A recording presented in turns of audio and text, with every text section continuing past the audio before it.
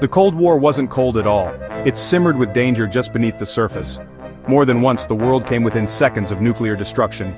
We imagine a chess match between superpowers, but it was more like a knife fight in a dark room, where any mistake could end everything. For decades, humanity lived with a gun to its head, fingers hovering over the trigger. The Cuban Missile Crisis is famous, but it was just one of many close calls. There were other moments, less known, just as terrifying, when luck or a single decision saved us from disaster. Today, we'll reveal 5 of these near misses, showing how fragile peace really was.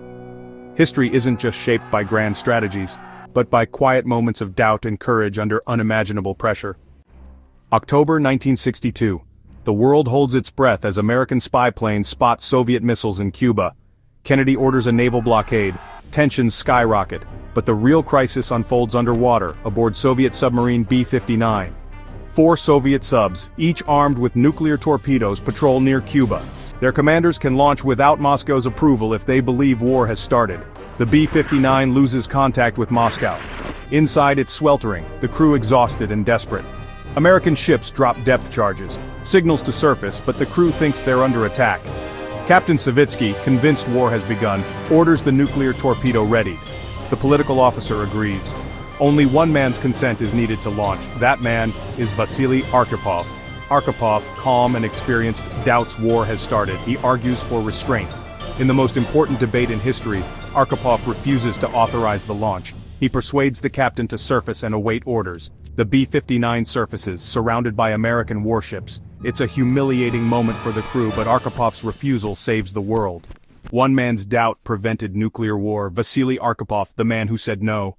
1983. Cold War tensions are at a peak. In a bunker near Moscow, Stanislav Petrov monitors the Soviet early warning system. Suddenly, alarms blare. The system reports a US missile launch. Protocol demands Petrov report it, triggering possible retaliation. But Petrov hesitates. One missile?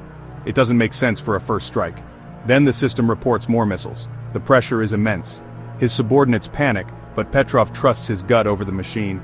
He waits for ground radar confirmation. None comes. Petrov declares it a false alarm. He's right. Sunlight reflecting off clouds fooled the satellites. Petrov is reprimanded, not rewarded. But his skepticism and calm saved the world from nuclear war. Sometimes, trusting human judgment over technology is the difference between life and death. The US had its own brush with disaster in 1979. At NORAD, screens suddenly show a massive Soviet nuclear attack underway. Panic erupts. Fighter jets scramble. The US nuclear arsenal is readied. National Security Advisor Brzezinski is moments from waking the president to authorize retaliation. But something doesn't add up. Radar and satellites show nothing. Technicians race to find the cause. The culprit? A training tape accidentally run on the live system. The alert is canceled just in time. The world was nearly destroyed by a simple human error. The lesson, the technology meant to protect us, is only as reliable as the people who operate it. The Cold War's strategy was called MAD, Mutually Assured Destruction. The idea, if both sides could destroy each other, neither would dare strike first. Peace was kept not by trust, but by the threat of total annihilation. This required thousands of warheads, always ready to launch in minutes. Early warning systems had to be flawless, command decisions instantaneous. Any glitch or false alarm could trigger catastrophe. MAD demanded leaders act as if they were willing to end the world. It fueled paranoia, an arms race, and a system where accidents could mean extinction. The survival of humanity depended on a promise. If you kill me, I'll kill you back. The logic was supposed to prevent war, but in practice it made disaster almost inevitable. We survived not because of the system but because of luck and the courage of a few who stepped back from the brink. The Soviets took MAD even further with a system called Perimeter, known in the West as the Dead Hand. Its purpose guaranteed retaliation, even if Soviet leaders were wiped out. If sensors detected a nuclear attack and lost contact with command, the system would automatically launch the entire Soviet arsenal. Command rockets would broadcast launch orders to silos, bombers, and subs no human needed. The Dead Hand removed hesitation, making retaliation automatic.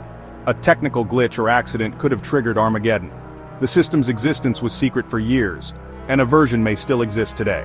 The ultimate legacy of Cold War paranoia, a machine that could end the world without a human decision. History credits leaders, but survival often came down to one person's doubt or courage. Arkhipov, Petrov, a technician, they're not in most textbooks, But their choices mattered as much as any treaty. We survived because the system was imperfect enough for human intuition to intervene. The Cold War is over, but thousands of nuclear weapons remain. The line between peace and annihilation is still thin. Next time you hear about a nuclear threat, remember how many times we got lucky. Our continued existence isn't guaranteed. It's a fragile responsibility. Subscribe for more history that shaped our world.